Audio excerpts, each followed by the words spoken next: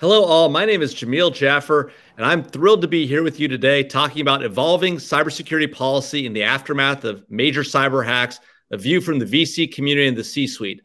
I'm thrilled to be joined today by two amazing leaders in the cybersecurity field. Ted Schlein, the managing partner at Kleiner Perkins, a firm he joined 25 years ago. Ted joined Kleiner Perkins in 1996 after serving for almost a decade as vice president for enterprise solutions at Symantec, where he played an instrumental role in turning Symantec from a startup into a global software leader and led the launch of its commercial antivirus solution, an offering that emerged as the industry's gold standard. Today at Kleiner Perkins, Ted has led their investments in a variety of successful firms, including Mandiant, acquired by FireEye, Arxa, acquired by HP, Internet Security Systems sold to IBM. Ted also served as the founding CEO of Fortify Software, a pioneer in the software security market, and now an HP company. Ted serves on a variety of boards of directors, including Area One, Alien Vault, Iconic, IronNet Cybersecurity, and the like. And he also serves as a former chairman of the National Venture Capital Association, the board of trustees at the University of Pennsylvania, the board of trustees for Incutel, and perhaps most importantly, served for a long time and continues to serve on the NSA Advisory Board. Ted, great to have you here with us today. Thanks for having me. Our other guest is none other than Bill Welch, the co-CEO of IronNet Cybersecurity.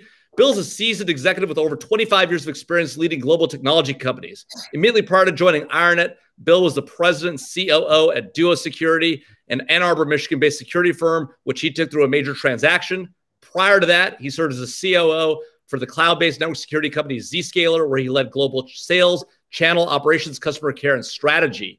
Of course, Zscaler has become public under Bill's tutelage and has been extremely successful. He was also previously the vice president and GM for HP Software Americas, responsible for over $2 billion in sales to Global 1000 organizations, and as VP for sales specialists in the Americas for Symantec, and held senior level management positions for a variety of Fortune 500 companies, including Oracle, Sun Microsystems, and BEA. Bill, thanks for being with us. Thanks, Jamil. Hey, Ted. Hey, Bill. So, folks, today what we're going to talk about, and we're going to go for about 20, 30 minutes. We'll talk to Bill and Ted about some of these key issues in cybersecurity policy and the impact that these major hacks have had on our environment. And then we'll take questions from you. So if you have questions, please go ahead and put them into the chat function in the LinkedIn Live thing, and we will get to those questions towards the end of this series. So, Ted, I think you've helped build and fund and guide some of the most iconic software startups in history. You've also served, as we talked about, on the board of the NSA. So you've seen cybersecurity from a range of angles: operator, investor, board member, advisors, CEOs, and government leaders. As you look at the current state of cybersecurity in our environment today, we've seen SolarStorm, we've seen Microsoft Exchange, Pulse Secure, and of course, most recently, the ransomware attack on Colonial Pipeline. Do you see our threat situation in cybersecurity as getting more or less risky today when it comes to both government and industry? Well, that's almost a rhetorical question, Jamil, in the sense that, I've been asked, why have I been doing this for 35 years? You could argue, gosh, you've been doing this for this long and it's still this bad. How good could you be? The issues continue to get worse and worse. If you just look at the first 4 months of this year, there are 6 new 0 days that have been discovered just by FireEye. That's a big number of 0 days. Now, you could argue, well, there's 0 days, so that must mean that our cyber defenses are getting better because people don't invent 0 days if they can get in easily. Right. But I think it's more indicative of the fact that the stakes are higher. There's more money at stake. There's more espionage capabilities taking place. Our adversaries are getting bolder. I don't see that going away. Ransomware attacks are way up. Business email compromise attacks, which quite honestly are about 60x the size of ransomware attacks, right, are much higher today, and that's not slowing down at all. So we're seeing some really creative attacks with supply chain attacks going on today, which to me we're going to be pretty obvious that they were going to come that route. So no, I don't see it slowing down. And I do think the threat to both private industry as well as the public sector are as high as they've ever been, and I think it'll continue that way. Yeah. Well, Bill, like Ted, you've served as a senior leader in a variety of companies, among them some of the biggest names in cybersecurity. You helped lead Zscaler going public, took Duo through a major transaction. and you're on the verge of closing a potentially a major transaction with IronNet. Talk to us about what it looks like for you on the front lines of cybersecurity defense and in the industry. Is Ted right about the situation that it's getting more and more dangerous, and that we've got to up our game? Yeah, I actually agree with Ted, and it's interesting that Ted said what he said as far as where the industry is coming. And General Alexander talks a lot about this and some of the things you've seen in the news about how we're in this digital arms race, and just like there's been an arms race across the world, and from the perspective of military engagements, it's the same thing in cyber. There is this arms race to make sure that we protect and defend our countries, sectors, nations, and states. But I'll tell you, the nation-state players are escalating their attacks and targeting critical infrastructure. You can see it, whether it's Colonial Pipeline, the Ireland healthcare attacks. It's a really threatening time for not only these large organizations, but also the smaller ones, because the large ones, they're an attractive target for their intellectual property. The smaller orgs are manipulated as entry points for the supply chain because they find a way in, and that's how they can impact these sectors, nations, states, and countries. I will tell you, at the same time, our security operations centers, they're overwhelmed. They've got the latest technologies. They're trying to stitch it all together. And at the same time, they have a personnel problem. Personnel from the perspective, they don't have enough personnel. Right. So they're trying to fight their battles on their own with the technologies that they have. And on a more optimistic note, though, the technology has advanced tremendously. And the time is right for us to now use artificial intelligence, machine learning, making sure that we have people, process, and technology. That's the new way of us working together. Yeah. Ted, Bill talks about the importance of bringing this new technology to bear on this growing problem of cybersecurity threats. And, the Biden administration just released a major cybersecurity executive order, covers a range of topics, how government organizations coordinate with the private sector, how they share information. How is they talk a lot about cybersecurity topics. It must have made, your heart sing when you saw things like zero trust and endpoint protection in the executive order, probably an unusual thing. How is the VC community and the startups you work with reacting to this new executive order with sort of its highly technological bent? Yeah, well, kudos to the administration for issuing this executive order, which in my mind was well overdue. We'll talk more about maybe the details of the executive order in the future here, but look, it lays out the need for supply chain software. Basically, you're going to have to understand your supply chain. It lays out the need for multi-factor authentication. It lays you have to do code analysis and do vulnerability disclosure. It lays out the need for zero trust architecture for cloud security, and the need for overlay of encryption. I mean, I just rattled off a bunch of very large swaths that it basically says every federal agency is going to have to adhere to. So as a result, you can imagine in the startup technology world, everyone is clamoring to get access to some of those dollars to fulfill a bunch of those needs. Now, no doubt. The devil's in the detail. How do people actually execute on this? And there's a whole lot about information sharing and things along those lines, which are really difficult, which is obviously key to what Bill and the folks at IronNet actually are able to help solve. But so I have a couple issues with the EO, but we'll see whether you want to get into that or not. Yeah. Well, actually, Bill, let's talk about that. So Ted mentioned information sharing, and we know that the executive order, talks about the need for federal contractors to share information about breaches or potential breaches with the government, incidents they call it, rapidly. But this is an idea that you and General Alexander, the co-CEO of IronNet, have been talking about for a long time. This idea that government and industry have got to come together, industry had to come together with industry. How do you think about this idea of collective defense, and what more can be done, outside of what the executive order does for government contractors and the government to get to information sharing? And what's the goal of all this information sharing anyways? Yeah, so I think, first of all, Jamil and Ted, I do think that the executive order is a great start. I think it's important that our national leaders are not only giving input on policy, but taking a stand on a very, very big topic across the world with their cybersecurity. I think that the executive order also complements that great work that the Solarium Commission has done. And we've been enjoying benefits of that as a result of our energy dome and some of the things we've done, but where it emphasizes the importance, and this is really critical in the executive order, the importance of a public-private partnership and collaboration.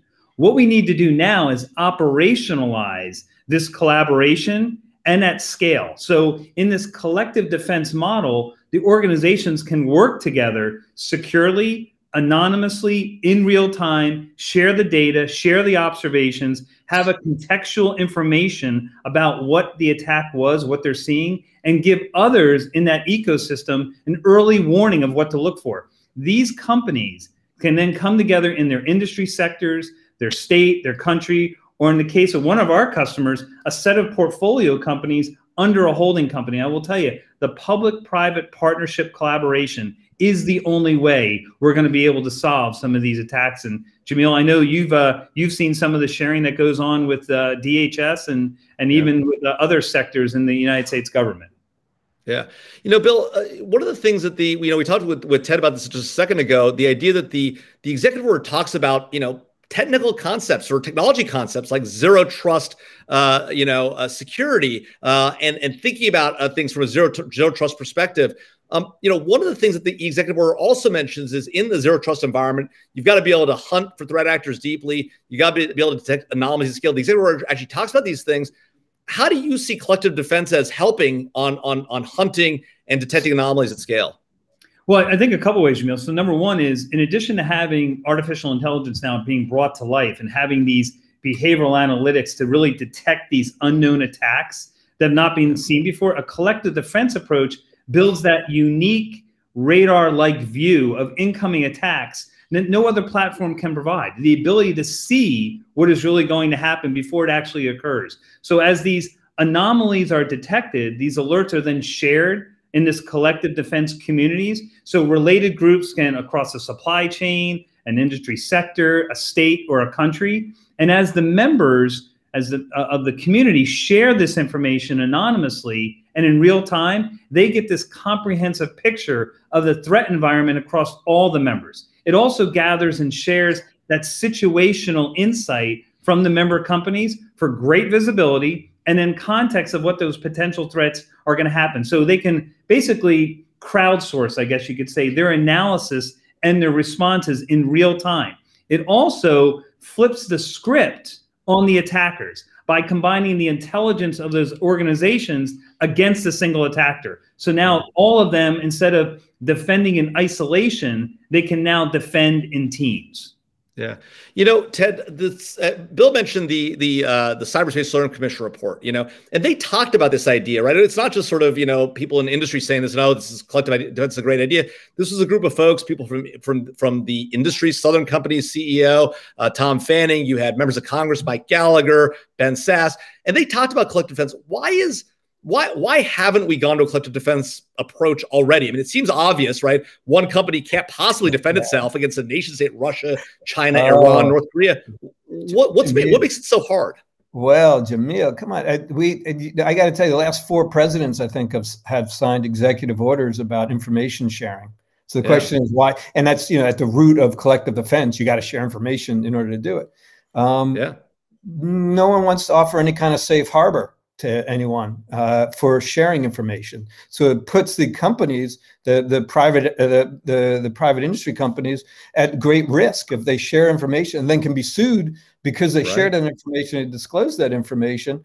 And so as a result, they're doing what's in their best interest is to not share it.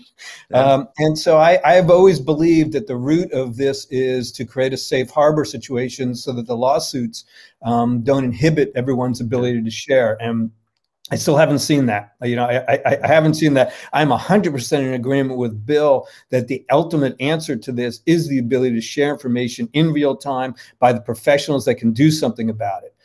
With the lack of resources, with the lack of talent, and with the lack of centralization, which is another major issue we can get into here, you're going to have some overlay that allows those people best suited to solve the problem, to have the information that allows them to solve the problem in real time. If you think about this EO, why does it exist? I love what's in it, but why, you know, you read it and you go, really? Seems obvious. This is needed. Like we weren't doing this. Like it's somewhat insane. You have all these different governmental departments kind of doing their own thing. Why would we expect them to be awesome at cyber defense? Like why you know, they're supposed to be doing whatever their department. Why is Department of Agriculture? Yeah, exactly. And CISA, who is the government agency responsible, was like in this advisory capacity. Well, I can tell you, when you have advisors, you don't have to listen to them. Trust me, I'm a professional advisor. You don't actually have to listen to them. That's not how this is going to work. You know, this is why the EO is so necessary, which is, no, we're going to take CISA and we're going to put it in the middle of all this. And now we're going to create some structure around this, and you're going to actually have to start to listen to the professionals with the expertise, et cetera. It does lead us to something else, which is we need to make CISA awesome. Yeah. As a country, it needs to be a major priority that CISA is the people all over around the world and the country both revere and fear the capabilities of CISA. And that's a big project. That's a big project and something that we need to focus on and resource properly, et cetera, to do it. But I think the EO gets us going. It identifies a bunch of the issues, but you know, to me, it doesn't go completely far enough, but probably as far as they were going to get to in this first go round. Yeah. Yeah, Bill, Ted talks about a really important point, this idea of liability protection when you share information with the government, right? But one of the things that I know you've talked a lot about, and General Alexander's talked a lot about, is this idea that sharing with the government's critical, but so is sharing amongst industry to industry, right? Company to company, across industries, even across international boundaries. How do you incentivize that? Is it anonymity? How do you ensure that companies feel comfortable sharing that information at scale? And why is that so important? Why can that help? Even if they don't share with the government, why is help sharing with companies so important to this idea of collective defense? Yeah, I think Ted started the conversation right around the safe harbor. I think it's really important that we really have a conversation about that because you know it's not that the companies don't have intent to share and make sure they collaborate, but they're very concerned about running their companies. They're very concerned about the backlash that can happen. And, you know, they want to make sure that they are covered because they have shareholders to respond to. You know, what I will tell you is that we have been very encouraged by the different companies and critical infrastructure, for example, in energy, where, you know, they spent time all of them sitting at a table figuring out how can we make sure we're knowledge sharing, information sharing at speed, at cloud scale. And it was a collaborative fashion. And I think when you pull together these entities and these individuals, they are more than open to doing it as long as they understand the risk and making sure that they're protecting their own shareholder value. Right. No, I mean, I think that makes a lot of sense. Think about it. We're exposing private enterprises to nation state attacks, which look, I'll tell you, as one who's spent their life in this space, they're going to lose. You know, everyone gets breached, and you know our goal is to contain it and remediate it as fast as possible with minimum amount of damage. And then they're exposed to lots of legal liabilities. We just went through, you know, the whole SolarWinds episode, where you know how many different government agencies have been breached, what's happened there. Or, you know, go back a bunch of years and, you know, the OMB database being breached. And everything. You know, where's, you know, there's no liability. You know, so and those are done by nation states as well. So I think it's unfair to expect that the private sector is in some better position to protect themselves than the public sector is. And especially because the private sector can't even fight back. Theoretically, the public sector has the ability to fight back. Yeah, and Jamil, I just want to add on to Ted's comments there. I mean, you know, one thing that's important is that we all recognize that Colonial and these 18,000 companies were all victims. You know, it wasn't something they did wrong. I mean, because think about this. If a nation state actually physically attacked the Colonial pipeline, what would we have done as a country? So we should have the same posture in the critical infrastructure and cyber world that we do in the physical world. That is the most important thing I hope that we do, not only our country, but all of our allies. Well, Bill, let's talk about that. But Bill, it wasn't Sorry, a nation state, right? It was just this really rogue group inside of Russia that probably has no connections whatsoever to the government. Yeah, of course not. Yeah. Right. Well, Bill, I want to talk about the point that you made and that Ted was making also about sort of the nature of having private sector companies, individual companies defend against nation state attackers, right? I mean, in the normal world, we don't expect Target or Walmart to put surface to air missiles on the roofs of their buildings to defend against Russian bombers coming across the horizon. That's the job of the government. They should have fences and walls and armed guards and maybe dogs, right? But we don't expect them to have surface to air missiles. What does it sounds like it doesn't make sense to have private companies responsible for defending against nation-state attackers. Yet that is the world we live in today, where every company, not just the big ones, not the Targets and Walmarts and the JP Morgans, but the mom and pop operations too have to defend against everybody, the script kiddie in their basement to the nation-state attacker. If this doesn't work, how does bringing companies together solve that, or at least help address some of that problem?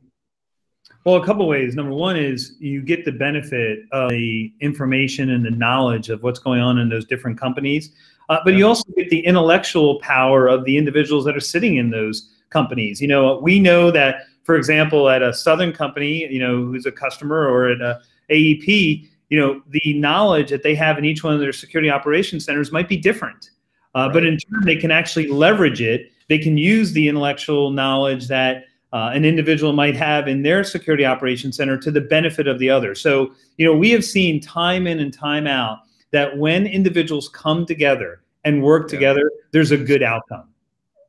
Yeah, no, it's great. Yeah, I will point out something, Jamil, that's, obviously we as a country deal with kinetic attacks very differently than cyber attacks. And some argue with me that of course we should. I'm not convinced. If the damage is the same and the outcome is the same, I'm not exactly sure why, whether it's kinetic or cyber, it should matter. And we as a country need to make sure that we're in a good situation to deal with, and that our adversaries know how they will be dealt with. In the event of a different kind of attack, of a cyber attack. If you do this is what's going to happen to you. Right. And that's really not very well understood or known or elucidated at this point. Right. That's a great point. This idea of deterrence, right? So Bill made the point earlier. He said, look, these companies aren't empowered to defend themselves, right? And they're not, and we don't necessarily want, a private sector company sort of starting the classic land war in Asia, right? At the same time, if the government's not going offensive and getting aggressive against the adversaries, it's no surprise they're testing the boundaries and trying to see how far they can go, right? If they do a ransomware attack through a proxy that has physical effects, like shutting down a pipeline, will that cause a problem, right? Or will we just respond at a date and time of our choosing, right? So how should the government, Ted, if you were in the government today, or you were advising the president or Jake Sullivan, the national security advisor, what would you tell them to do about the kind of threats we're seeing, whether it's SolarStorm or Microsoft Exchange or Colonial Pipeline? Are these different? And if so, how should they be thinking about them in terms of deterrence? Well, I think ultimately we need to get after the bad guys. As pointed out earlier, reprimanding our companies inside this country, to me, is just wrong. Obviously, they should have they should be up to a certain standard and protecting themselves, et cetera. But it's really about the people that perpetrated the attacks. Yeah. I think we need to make it very clear what happens when you perpetrate these attacks. Now, there is a danger. I do want to point out, people always talk about this red line, you cross this red line. You got to keep in mind the U.S. government does some similar types of activities to other foreign entities, foreign governments, not in the private sector. So there's a little bit of a different set of rules and how you have to deal with some of these issues if the attack is against a public sector infrastructure versus private sector infrastructure. I just think we just need to make it clearer so that our adversaries understand what the ramifications are going to be. If you do X, we will do Y. Right. And that doesn't have to be a cyber response. Certainly doesn't have to be a kinetic response. It can be sanctions. It can be all sorts of different levers that the government has at disposal. But if we don't use a good offense to create a good defense, I think we're going to get more of the same over and over again. And then I think we got to get very aggressive at tracking down and punishing the adversary when possible. No. Absolutely. Both of you have mentioned Colonial Pipeline and this recent, incident that we saw with ransomware, ostensibly by a financial actor, but as we've heard, operate out of Eastern Europe, potentially with some of the infrastructure in Russia. Bill, right in the aftermath of the Colonial Pipeline attack, IronNet announced that they were having a partnership with Dragos, one of the leading OT companies, operational technology companies in cyber defense. IronNet being a leading IT company. Talk to us about whether how this partnership came together. Was this a result of Colonial Pipeline, or was that just that sort of speed things up? And how can IT and OT come together to really represent a game-changing capability in collective defense? Yeah, so Jamil, I'll tell you that the partnership with Dragos has been underway for several months. I mean, we've been working friends with them for quite some time. Founders of both the companies know each other. They both came out of the NSA. Obviously, General Alexander was the director of the NSA. But we're very grateful for that relationship. I mean, it was really started as a result of the need for companies to have IT and OT convergence, to have visibility into the threats that cross their whole entire network between IT and OT. And I think that the critical infrastructure is one of the main targeted sectors for this approach because, but IT and OT also exists in manufacturing, healthcare, defense, other sectors. We've worked with them. And we share many common customers in the electric and the energy dome. So that was the first place that we started. We've developed already technical integrations between the two of us. We've made sure that we can give great visibility to our install base. And the real benefit is to be able to correlate in real time the events between an IT network and an OT network. And that's going to be a unique benefit to organizations like Colonial Pipeline because the adversary first initiates the activity in the IT domain before they go across the network and then use those credentials to access the OT. So I think it's IT and OT are both very important, but the first place they start is on the IT side of the network. No, that makes a lot of sense. And, IronNet has this Iron Dome program. Dragos has the Neighborhood Keeper program. It seemed like a really sort of almost a match made in heaven, Absolutely. Peanut butter and jelly, if it were. I see that we do have a question from the audience, Ted. One of our audience members, David Tyler, asks, are we saying, or as you and Bill talk about collective defense, are you saying that the U.S. needs a version of the United Kingdom Cybersecurity Information Sharing Partnership, which is run by their National Cybersecurity Center? Is that sort of what you're thinking here in terms of what we need here in the United States? I think the UK has made great strides to trying to centralize both its defense and offensive capability, which is to take some of the bureaucracy out of their agencies to make it easier for the private sector and the public sector to defend themselves. I would love to see more of that in the United States. We have a very diverse, complicated bureaucracy that we have to then overlay lots of patches to make it work. I got to tell you, in the world of cyber, it doesn't work because stuff happens in milliseconds.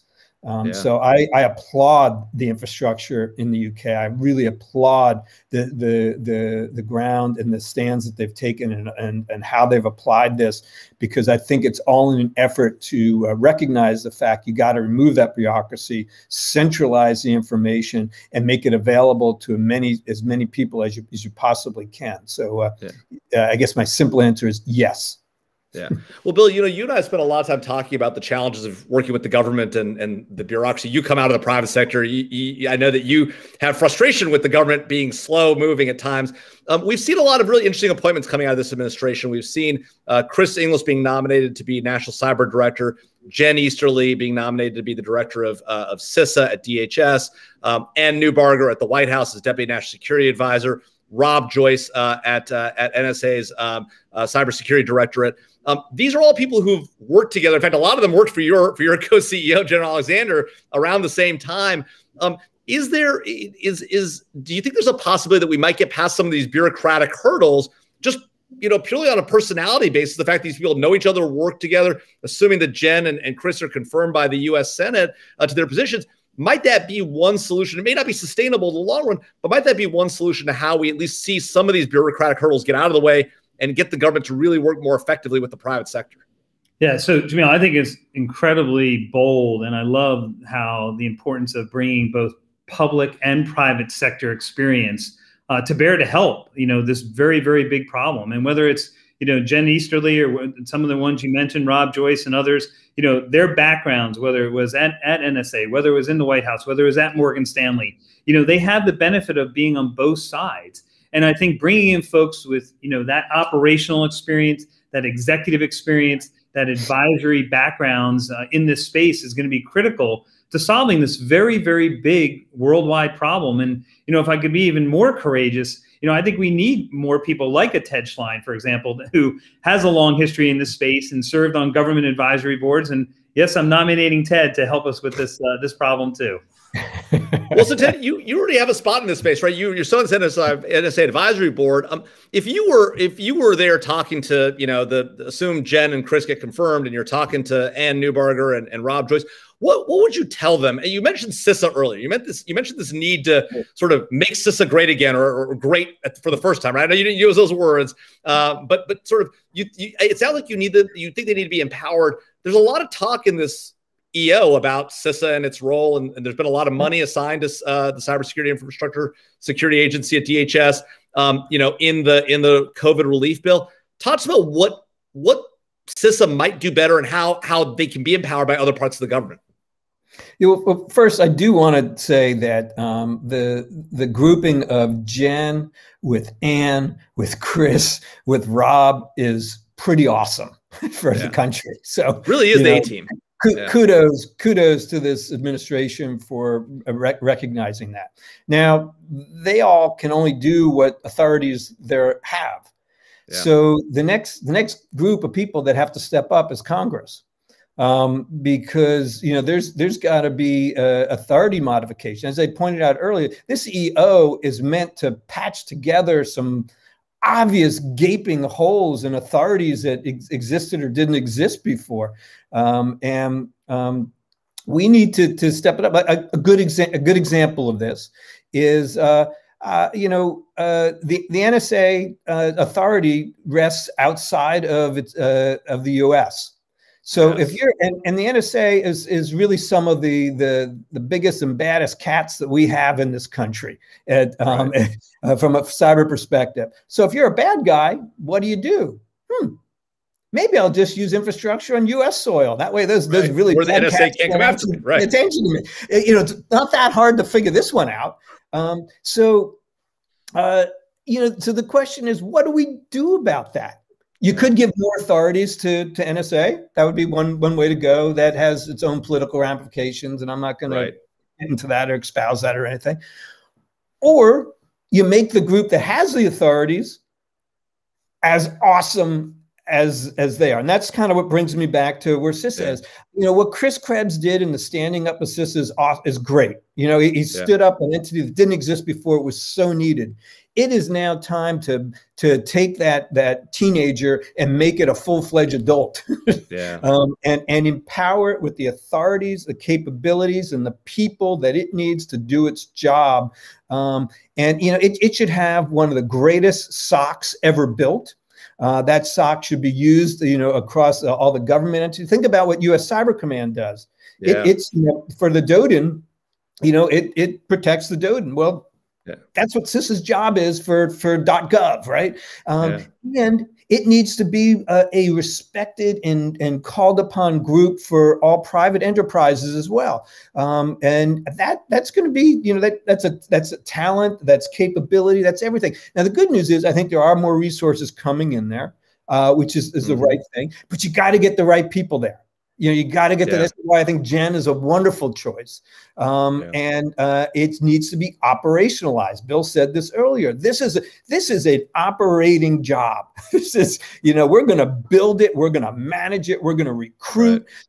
Quite honestly, if I am a young college student graduating with a computer science degree or some other cybersecurity degree, you better want that sucking sound into CISA. Like those great people need to come there to help protect the country and make that great. So it's It's doing that. So I said, Congress needs to step up. I guess, ball's in Congress's court. I think we've laid a lot of the groundwork. Congress has got to make some of these changes that we've been talking about. And, I think the good news is that the debate's going on. I just been having this debate for 2 decades, so I'm a little bit impatient at this point. Let's get on with it. To me, it's, it's obvious. Let's go. Yeah. Bill, I do want to talk, we've only got about 10 minutes left. I do want to talk a little bit, though, about this new environment we're in, this COVID environment, right? Or now a post-COVID, knock on wood, a post-COVID environment. How you've seen this from being inside a cybersecurity company. You raised a significant B round. You're now going through the SPAC process with IronNet. How do you see the cybersecurity marketplace right now? And how has COVID changed that marketplace in your mind? Yeah, I think it's helped us in many, many ways, and obviously hurt in some others. But I will tell you, we have the benefit of having a unique value proposition and approach with our collective defense. And we believe we've identified the right point in time right now where we can add value faster, better than anyone else in the market. When you look in the NTA and NDR area, the network traffic analysis or network detection and response, there's a strong and growing market. And we believe that we've done very, very well in there. Our ultimate value, though, lies in this, sweeping impact we're seeing about the ability to work together across multiple segments of the security market, whether it's at the endpoint, whether it's at, the SIM level. I will tell you, I'm very proud, as you mentioned, one of them with Dragos, of all the other partnerships that we have, whether it's with Splunk or other entities that continue to help us defend collectively instead of isolation. And then you can see right now, 5G is going to change a lot of things too. We're talking a lot about the nation state attackers, but the surface, the attack surface vector is going to change too with the growth of 5G. So the bottom line is we've got the right technology, the right people to tackle this really big cybersecurity worldwide challenge. That's the companies are facing all across the world. And we're just grateful that we've been able to do that already in the Energy Dome and some other entities across the globe in APJ, EMEA, and here in the US. And our public-private partnerships are working very effectively. Yeah. So Ted, what about that? This COVID environment's led a lot of people to work from home. We see a lot more data coming across private networks, home networks, the like. It seems like this is a perfect space for some of your startups, whether it's IronNet or any of them, to jump into and really help secure this environment better. How do you think about these collaborations of the kind that Bill was talking about, this idea that, IronNet's working with Dragos, with CrowdStrike, with Splunk, with Palo Alto? How do you see sort of your portfolio companies coming together to defend this new COVID environment, in this new COVID environment? Yeah, look, I think it's kind of always been important for cybersecurity companies to work as a unit, if you will. Yeah. I got to tell you, it's somewhat overwhelming to CISOs because they get called upon by, there's over 3,000 cybersecurity companies out there now. And, which of them, they have to get them all to work. They have to get them all to work together. So it really behooves these companies to do these integrations ahead of time, hopefully try and pick best of breed partners that they're working with so that it's a much smoother operation for a CISO to employ. And we're being solution oriented yes, this data informs this information, allows me to take this action. It's not a surprise that people that focused on the network now care about the endpoint, and people that focused at the endpoint should now care about the network, because to somebody looking at this it's my entire environment. I got to make it all work. And it's all, at the end of the day, it is about information sharing and how well we process that information and how smart we are about processing that information. If you think about when I got started, it was all about signatures. I'm going to find bad. When I find bad, I'm going to stop bad. Well, we did that for a couple decades until we realized, well, guess what? It already has to be bad in order to define it. And, we've luckily moved into the world of behaviors and finding bad behaviors. And that's a data problem. That's a data analysis problem. So you need all these vendors sharing information, using more standard APIs to allow that information to flow, and then making their products smarter and smarter. And I think they can leverage one another to make them smarter and smarter. And I think IronNet is just a tremendous example of that. I originally used to think of IronNet as kind of a way next generation SIM, if you will. It's because it's interpreting data. It's interpreting large amounts of data to find bad before anyone else knows bads exist by studying behaviors. And it's fantastic. And then you multiply that by the number of customers that are use it all at the same time, and the protection just goes up quite a bit. I will also point out, in the world of cyber, if you look at by decade, finding $1 billion cybersecurity company back in the early 2000s was actually quite hard. We now have $30 to $50 billion cybersecurity companies. What does that tell you about the need and the value of what these vendors are able to bring to the table and what the kinds of problems that they need to solve? There are going to be $100 billion plus cybersecurity companies in the future.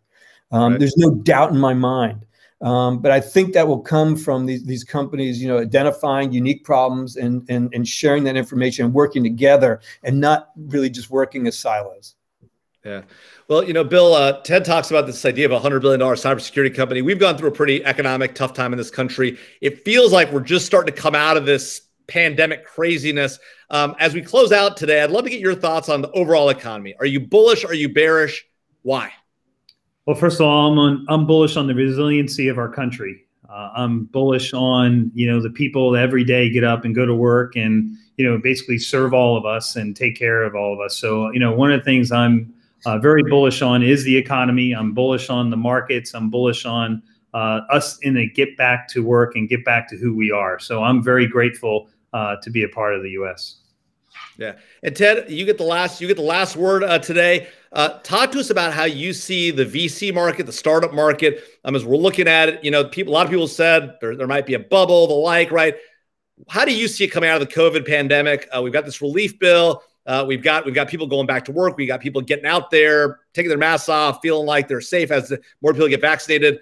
Talk about how you see the market for cybersecurity companies. Venture capitalists invested $69 billion in Q1.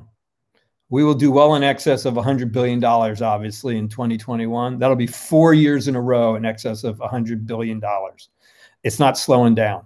There's a huge amount of capital coming towards innovation. Every major corporation in the world is a digital company today, or working on becoming a digital company that fuels this fire. So I don't see it slowing down. Obviously, whatever the continued relief packages are, adds more money to the economy, and that growth will take place. I think it's really, really important that the government understands the importance of the venture community and the innovators and entrepreneurship towards driving GDP growth and job creation in this country. Sometimes I think they lose sight of that and take it for granted. It's not something that we own, but we do it better than anyone else in the world, and I'd like to keep it that way. So, I hope as they debate some of the current bills that are in front of them, that's a forefront in their mind, that we are an innovation-driven economy, and that is what will drive us to greatness in the future. Well, there you go, ladies and gentlemen. You heard it here first. A CEO and a venture capitalist telling you the same thing. The economy is going to keep going. $100 billion being invested. We're in a great time here for everyone. So thank you all, ladies and gentlemen, for being here. If you want more information about IronNet, check out IronNet at www.ironnet.com. If you want more information about Kleiner Perkins, check out Kleiner Perkins at www.kpcb.com. Thank you all for being here. Have a great afternoon. Thanks, Bill and Ted, for being here with us today. Thanks, Jamil. Thanks, Ted. Thank you, Jamil. Thank you, Bill.